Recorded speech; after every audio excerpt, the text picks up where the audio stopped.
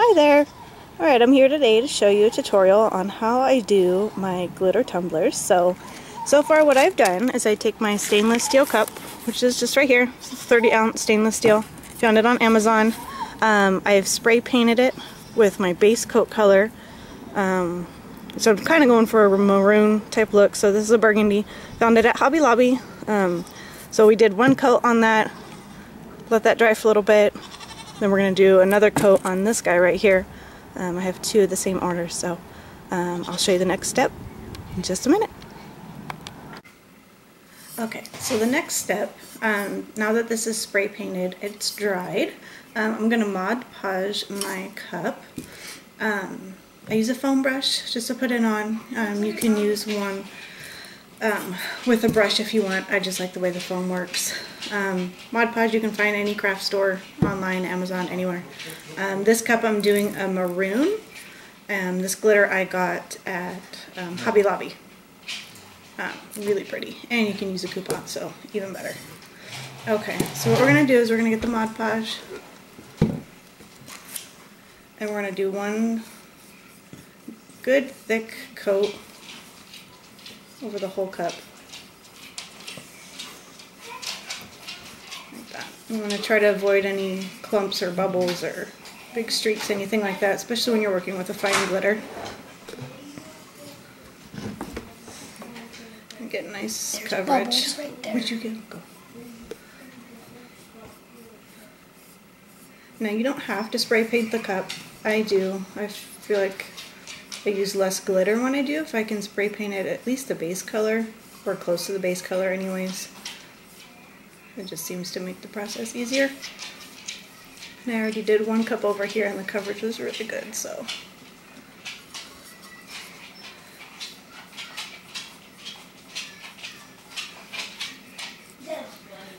And I have watched several videos. Eddie, come. Okay, we're outside. Yes.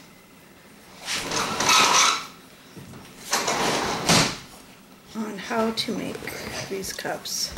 And I've taken bits and parts of different videos and kind of came up with my own system. So we're going to do the bottom too. I did spray paint the bottom, so I want to go ahead and cover that with the Mod Podge as well. Okay. Now you can use epoxy for this step. Comes down to personal preference, what you like, and kind of the design of the cup. If you're wanting, excuse me, the marble look, the Northern Lights cups, things like that, you'll want to use the epoxy as the base cup. But today I'm just doing a solid glitter look. So you do want to come all the way up to the top. Did go through. Shall I let the dogs back? All right. Got some good coverage on there. Come with me. Go drown. Now we are going to add our glitter. Call the dog in. Go call her in. Do not be shy on the glitter here. You want good coverage, so don't be stingy with your glitter. You can always put it back.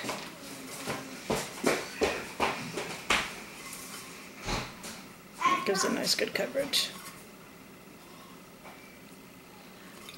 I do typically start at the bottom and the edges because they do dry fast. With Mod Podge you want to work fairly quickly because it does dry pretty quick. And if you get dry spots you can kind of just go over it again and get some more glitter in your dry spots after it's dried. So, isn't that pretty? Yeah. So pretty. Very pretty. Connor, put the dog in a cage. Alright, we've almost got it. Box now. Daddy, come on. Daddy, come. I do end up dumping all of my glitter on this one. Don't mind my children in the background. I have 5 kids, so it's never quiet in this house. Alright. Whoop. Almost got it. Just kind of getting around the edges. And then once I get all around the edges and all my coverage, I go around, make sure I don't miss any spots. Like that.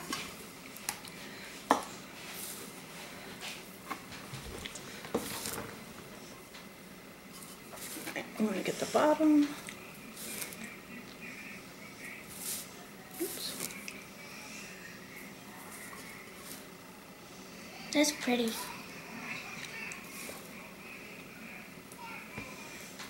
Alright, we're just going to get a few of our spots.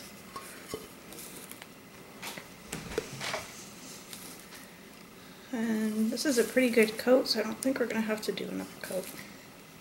I think we got some good coverage here.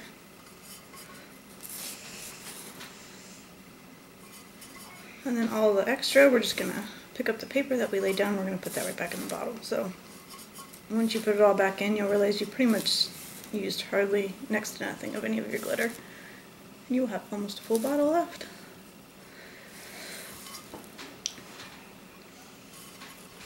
Okay, I think we almost got it.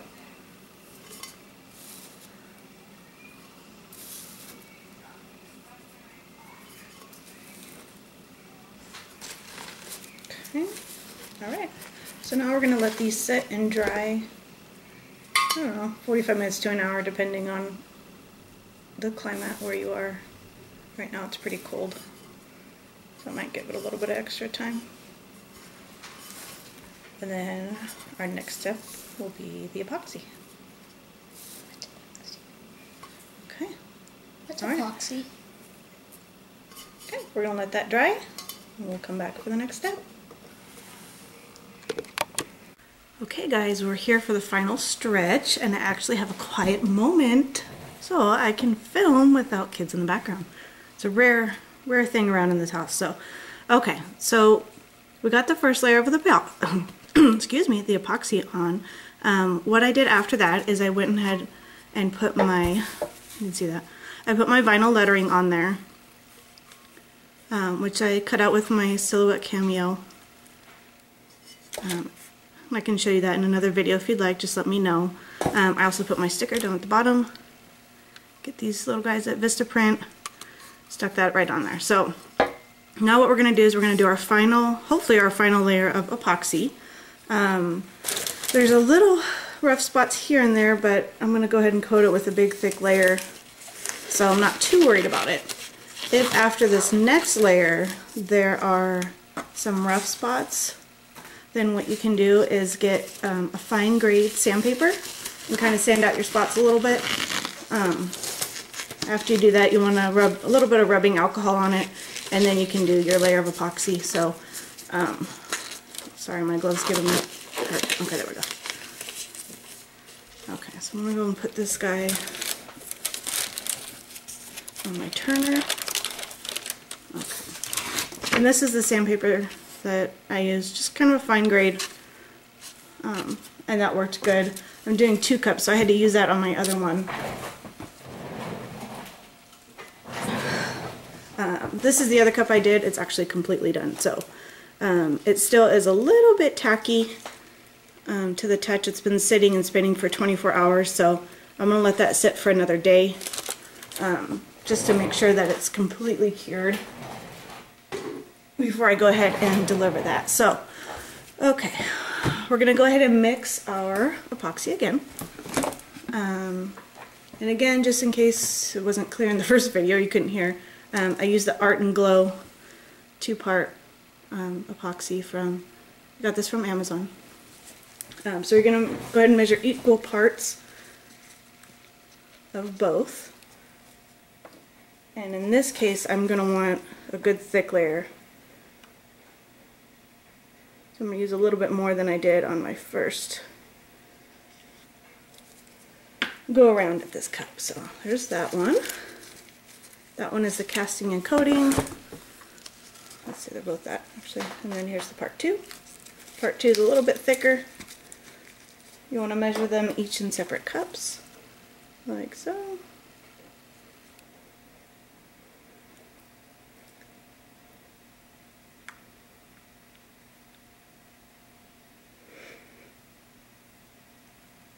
We're going to get a little bit more out of there. Okay.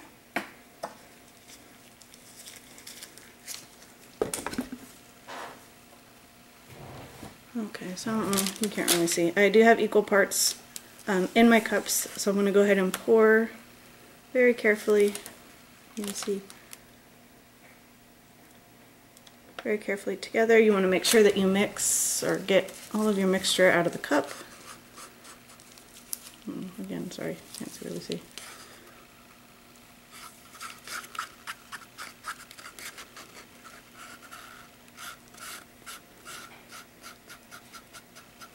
You want to make sure you got every drop that you can possibly get out of here.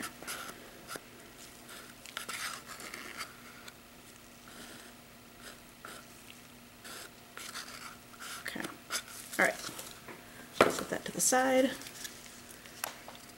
We're going to go ahead and mix this up. You want to mix really slowly. Try to avoid any bubbles if you can. Usually all the big ones I pop kind of towards the end when it's all mixed together.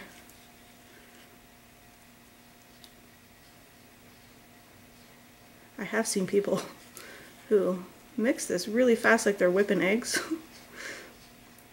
But I find you get less bubbles the slower you mix. You just gotta have patience. These cups aren't a fast project, that's for sure. But they're worth it, they're really fun to do.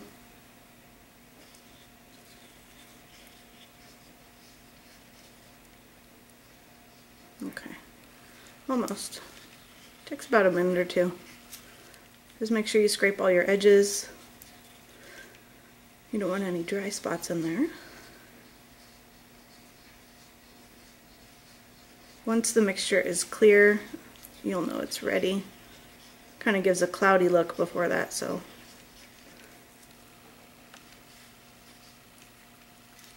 Okay. Alright, we're about there. I do have some bubbles kind of popping. The ones that I can get. It's pretty much impossible from what I found to get all the bubbles out, but it is what it is at that point, I guess. Alright. Let's get our final layer on here. We're in the home stretch. Okay. So I think I said this in the other video. I love this turner, however the motor goes a little bit fast for my taste as far as layering the epoxy on. So I'll usually do the one coat without the motor on, and then I'll turn it on. You want to get it as smooth as you can. Try to avoid drip marks. Make sure you get good coverage.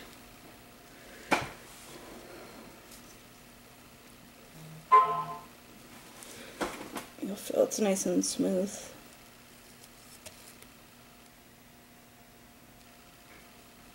Check it all the way to the top.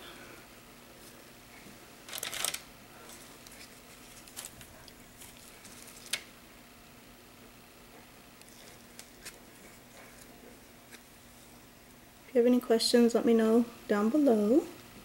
Or if there's other video tutorials that you want to see. I did one on chapstick the other day, so you can find that, I'm sure, with the rest of my videos. A little more up here.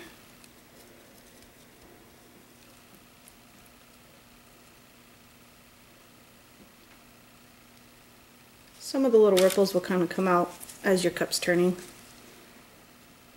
But you want to try to get out as many as possible as you're doing it.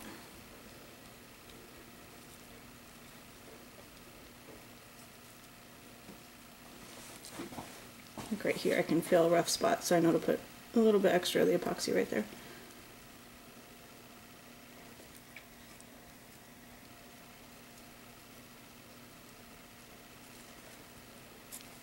Okay.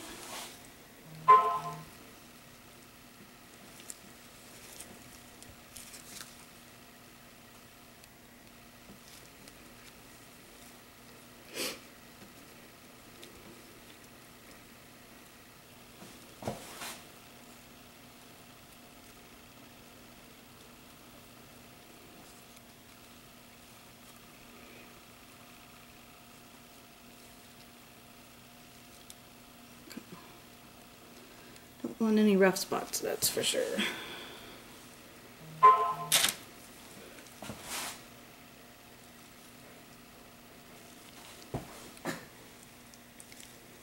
So we're going to turn a little bit more, and then I'll go ahead and turn the motor on.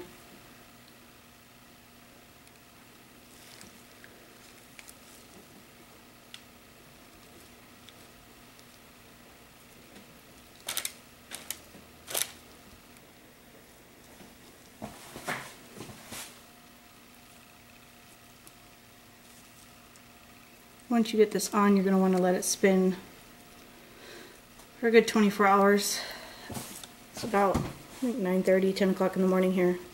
So I'll turn it on, let it spin for the rest of the day, and even overnight.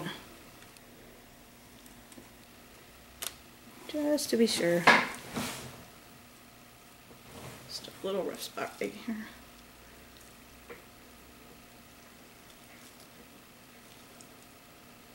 Alright, let me turn my motor on and finish that up.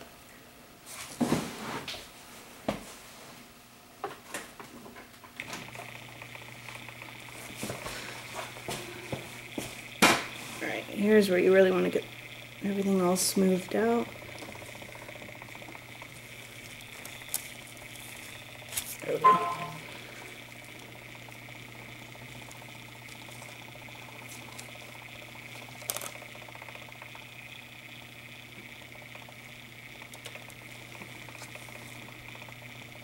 Okay, and just kind of keep smoothing as you go.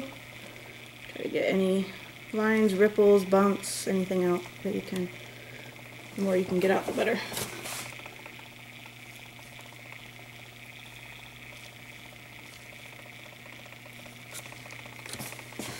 Don't forget to bring it up to the top too. You don't want a rough edge at the top of your cup there.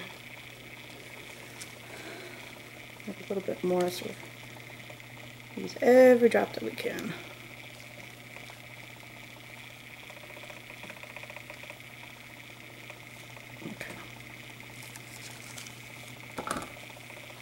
Okay, we're just going to keep on smoothing that out.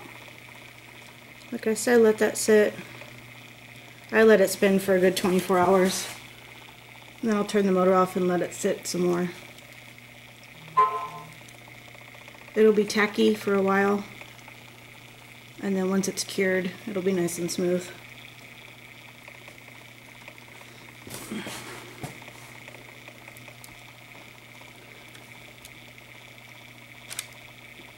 So, if it's still tacky, don't touch it.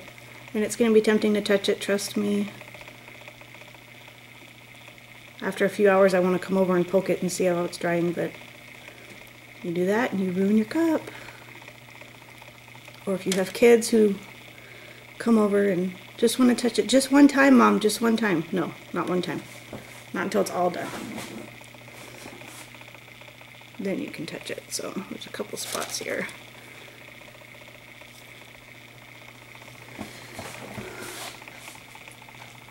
This process for me usually takes a few minutes, but I want to make sure that it's as perfect as I can get it.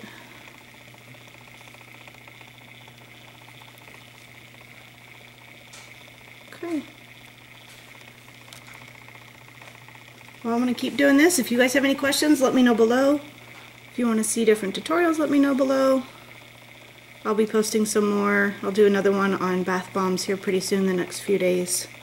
So, anyways, hope you like it. Hope this is helpful, and happy crafting!